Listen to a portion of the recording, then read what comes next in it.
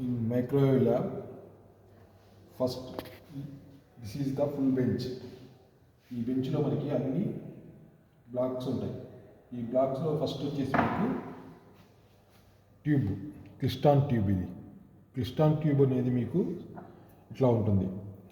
ఈ క్లిస్టాన్ ట్యూబ్ వచ్చేసి మళ్ళీ మనం దీని నుంచి మనకి ఆసిలేట్ అవుతాయి. వేవ్ అనేది ఇక్కడ నుంచి మనకి జనరేట్ అవుద్ది. ఈ క్లిస్టాన్ ట్యూబ్ని మనం ఇక్కడ ఈ మౌంట్కి అరేంజ్ చేసుకుంటాం. ఇది మౌంట్, క్లిస్టాన్ మౌంట్. ఇది క్లిస్టాన్ ట్యూబ్. నెక్స్ట్ వచ్చేసి ఇది ఐసోలేటర్. ఈ ఐసోలేటర్ వల్ల యూజ్ ఏంటంటే మనకి సిగ్నల్ అనేది వన్ వే పాత్ అనమాట. వన్ వే డైరెక్షన్లో పాస్ అవుద్ది, no opposite direction. This is protector of the tube. ఈ ట్యూబ్కి మనకి ఇది ప్రొటెక్టర్ లాగా పనిచేస్తుంది. నెక్స్ట్ బ్లాక్ వచ్చేసి మనకి variable attenuator. This is the variable attenuator. Variable attenuator అనేది మనకి ఏంటంటే సిగ్నల్ని మనం రెడ్యూస్ చేసుకోవడానికి, ఇంక్రీజ్ చేసుకోవడానికి ఉపయోగపడుతుంది. దీన్ని మనం ఇట్లా తగ్గిస్తూ ఉంటే సిగ్నల్ అనేది రెడ్యూస్ అవుతూ ఉంటుంది. దాని ఇన్నర్ స్ట్రక్చర్ వచ్చేసి మీకు ఇట్లా ఉంటుంది. శాంపుల్గా మీకు చూడండి, ఇక్కడ వేరియబుల్ అటెన్యూటర్ అనేది ఇట్లా ఉంటుంది. దీన్ని ఇట్లా మూవ్ చేస్తూ ఉంటే మనకి సిగ్నల్ అనేది రెడ్యూస్ అవుతూ ఉంటుంది. ఇది వేరియబుల్ అటెన్యూటర్ లోపల ఇన్నర్ స్ట్రక్చర్. నెక్స్ట్ బ్లాక్ వచ్చేసి మీకు ఇది frequency meter. This is the frequency meter. ఈ ఫ్రీక్వెన్సీ మీటర్లో మన ప్రొడ్యూస్ అయిన సిగ్నల్ ఎంత ఫ్రీక్వెన్సీతో ఉన్నదనేది ఈ ఫ్రీక్వెన్సీ మీటర్లో మనం మెజర్ చేస్తాం. మెజర్ చేసే మెథడ్ వచ్చేసి మీకు ఈ ఫ్రీక్వెన్సీ మీటర్లో 2 రెడ్ లైన్స్ కనిపిస్తున్నాయి మీకు. ఈ 2 రెడ్ లైన్స్, ఈ రెడ్ లైన్ ఎక్కడ కోయిన్సైడ్ అవుతుందో ఈ రెడ్ లైన్స్ మధ్యలో ఎంత ఫ్రీక్వెన్సీ ఉందో ఆ ఫ్రీక్వెన్సీ మనం ఇక్కడ పాస్ అయ్యే ఫ్రీక్వెన్సీ కనుక్కోవడానికి ఉపయోగపడుతుంది. ఇక్కడ మీకు శాంపుల్గా చూడండి, ఇక్కడ 9.456 ఉందన్నమాట. 9.56 అనేది మనం ఇక్కడ దీని యొక్క ఫ్రీక్వెన్సీ అని మనం నోట్ చేసుకోవాలి. మీకు మళ్ళీ ఆన్ చేసిన తర్వాత ఫ్రీక్వెన్సీ ఎట్లా వస్తుందని చూపిస్తాను. ఈ ఫ్రీక్వెన్సీ మీటర్లో మనం 8 GHz to 12 GHz ఉంటుంది. ఈ మైక్రోవేవ్ బెంచ్లో microwave signal 8 GHz to 12 GHz మధ్యలో వస్తుంది. మన ల్యాబ్లో పరంగా 9 GHz to 10 GHz మధ్యలో మనం ఫ్రీక్వెన్సీ మెజర్ చేస్తాం. నెక్స్ట్ వచ్చేసి మీకు slotted section. This is the slotted section. ఈ స్లాటెడ్ సెక్షన్ ఏంటంటే సిగ్నల్ని ఇక్కడ కూడా మనం రెడ్యూస్ చేయొచ్చు, మళ్ళీ ఇంక్రీజ్ చేయొచ్చు. అంటే ఇక్కడ మ్యాక్సిమం అండ్ మినిమం అని 2 ఫ్రీక్వెన్సీస్కు కనుక్కుంటాం. ఇది వచ్చేసి మీకు ఫ్రీక్వెన్సీ మెజర్మెంటు అండ్ VSWR మెజర్మెంట్కి ఉపయోగపడుతుంది. ఇది స్లాటెడ్ సెక్షన్. ఈ స్లాటెడ్ సెక్షన్లో మనం ఉపయోగించి ఇక్కడ ట్యూనబుల్ ప్రోబ్ అంటారు. ఇది this is the tunable probe. Tunable probe అంటే దీన్ని మనం ట్యూన్ చేస్తూ సిగ్నల్ స్ట్రెంగ్త్ని పెంచుకోవచ్చు, తగ్గించుకోవచ్చు. This is the tunable probe. ఈ ట్యూనబుల్ ప్రోబ్లో ఈ నీడిల్ ద్వారా మనం సిగ్నల్ని తీసుకుంటుంది. ఈ నీడిల్ ద్వారా సిగ్నల్ని తీసుకొని మనకి ఇక్కడ వచ్చేది గిగాహెర్ట్జ్లో ఉంటుంది. కానీ మనం ఇక్కడ CROస్లో మెజర్ చేసేది 30 MHz అనమాట. ఈ 30 MHzని ఇది కన్వర్ట్ చేస్తుంది. కన్వర్ట్ చేయడానికి ఇక్కడ ఏంటంటే మనకి ట్యూనబుల్ ప్రోబ్లో ఒక క్రిస్టల్ డయోడ్ అని ఉంటుంది. చూడండి, ఇది crystal diode. This is the crystal diode. దీని నెంబర్ వచ్చేసి IN23. ఓకే, ఈ క్రిస్టల్ డయోడ్ ఏం చేస్తుందంటే హై ఫ్రీక్వెన్సీని లో ఫ్రీక్వెన్సీగా కన్వర్ట్ చేస్తుంది. ఇక్కడ నుంచి మనం అవుట్పుట్ తీసుకొని ఫ్రీక్వెన్సీ మెజర్మెంట్ ఎక్స్పెరిమెంట్లో కానీ VSWR మెజర్మెంట్లో కానీ అవుట్పుట్ ఇక్కడ నుంచి తీసుకుంటాం. This is the tunable probe. Next block వచ్చేసరికి మీకు ఇక్కడ లాస్ట్ అండ్ ఫైనల్ అవుట్పుట్, ఇక్కడ అవుట్పుట్ అనమాట. అవుట్పుట్ తీసుకునేది ఈ మైక్రో కాంపోనెంట్ వచ్చేసి డిటెక్టర్ మౌంట్.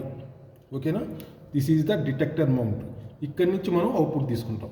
ఇక్కడ కూడా మీకు ఇక్కడ ఏంటంటే ఒక క్రిస్టల్ డయోడ్ ఉంటుంది. ఈ క్రిస్టల్ డయోడ్ మనల్ని ఈ సిగ్నల్ని కంప్రెస్ చేసి మళ్ళీ అవుట్పుట్ ద్వారా తీసుకుంటాం. ఈ అవుట్పుట్ మనం CROలో చూసుకోవచ్చు, VSWR మీటర్లో చూసుకోవచ్చు. ఓకే, VSWR అంటే వోల్టేజ్ స్టాండింగ్ వేవ్ రేషియో. ఓకేనా, దిస్ ఈజ్ ద CRO. మీకు CRO గురించి తెలిసి ఉంటుంది. ఇక్కడ CROలో మనం అవుట్పుట్ చూసుకోవడానికి ఇక్కడ ఈ ఛానల్కి కనెక్ట్ చేసాం. Next this is the klystron power supply. ఈ క్లిస్టాన్ పవర్ సప్లై ఏం చేస్తుందంటే ఈ ట్యూబ్ ఉంది కదా మనకి, ఇది సిగ్నల్ని జనరేట్ చేస్తుంది. ఇది సిగ్నల్ జనరేట్ చేయాలంటే దీనికి పవర్ కావాలి. ఈ పవర్ వచ్చేసి మనకి ఈ పవర్ సప్లై ద్వారా మనం ప్రొడ్యూస్ చేసుకుంటాం. ఇది హై వోల్టేజ్ ఉంటుంది. హై వోల్టేజ్ వచ్చేసి మీకు 700 volts టు 1 kV దాకా 2 kV దాకా వస్తుంది. దీంట్లో క్లిస్టాన్ పవర్ సప్లైలో నెంబర్ ఆఫ్ నాబ్స్ ఉంటాయి. ఓకేనా.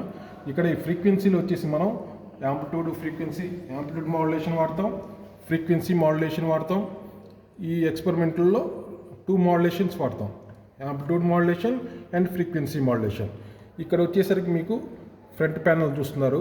ఈ ఫ్రంట్ ప్యానల్లో ఇది వచ్చేసి పవర్ ఆన్ బటన్. ఓకేనా. నెక్స్ట్ వచ్చేసి ఇది హెచ్టీ బటన్.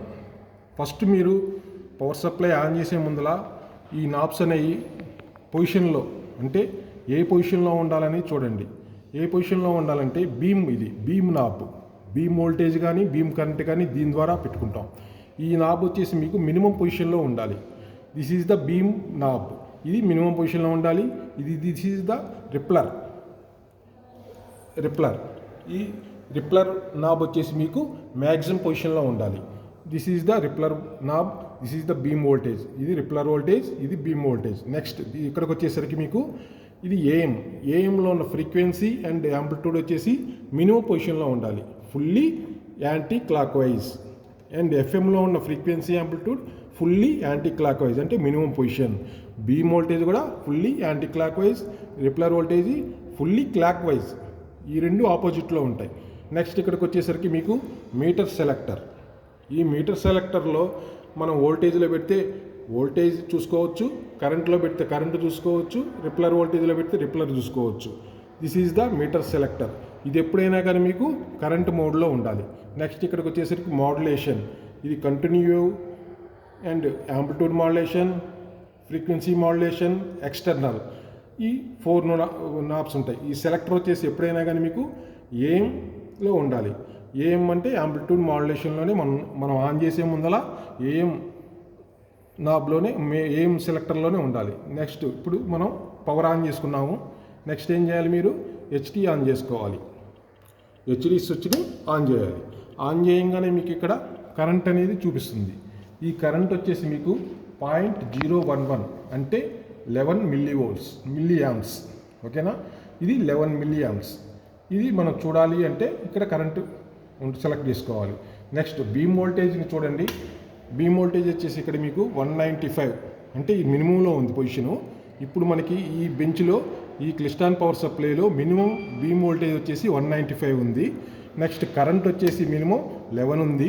రిప్లర్ వోల్టేజ్ వచ్చేసి మ్యాక్సిమం పెట్టున్నాం ఇక్కడ. ఈ మ్యాక్సిమం వచ్చేసి -266 వస్తుంది.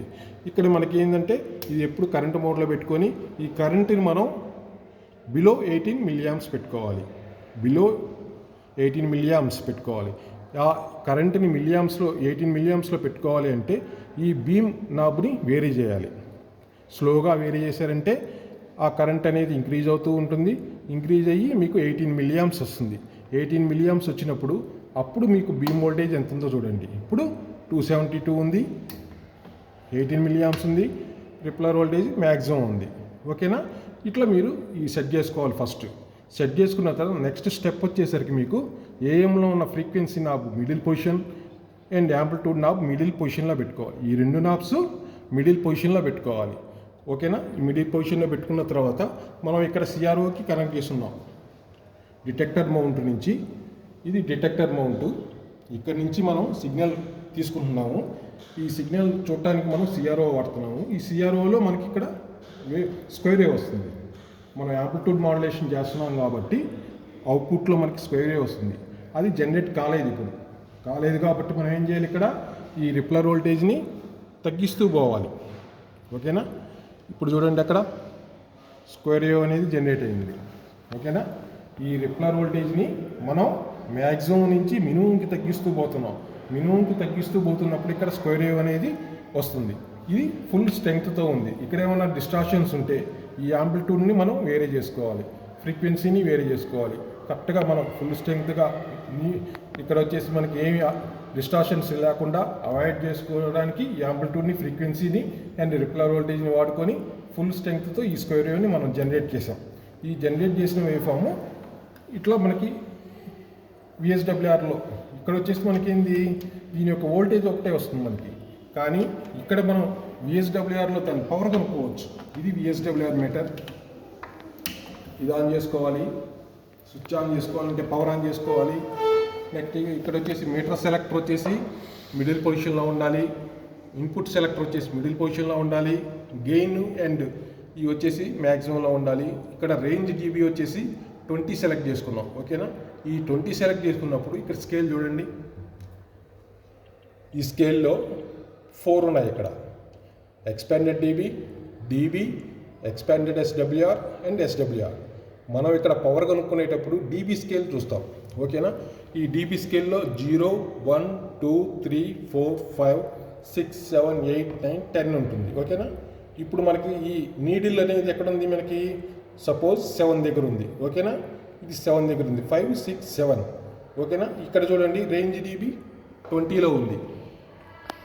ఓకే, రేంజ్ డీబీ వచ్చేసి మనం 20 సెలెక్ట్ చేసుకొని ఉన్నాం.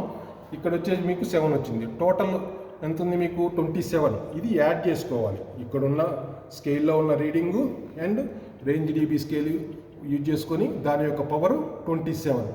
దిస్ ఈజ్ ద మన మైక్రోవేవ్ సిగ్నల్ ప్రొడ్యూస్ అయినప్పుడు దాని యొక్క పవర్ వచ్చేసి 27 dB. ఓకే, ఇది ఎక్స్పెరిమెంట్ ఫస్ట్ మనం ఇంట్రడక్షన్ అనమాట. Okay, thank you.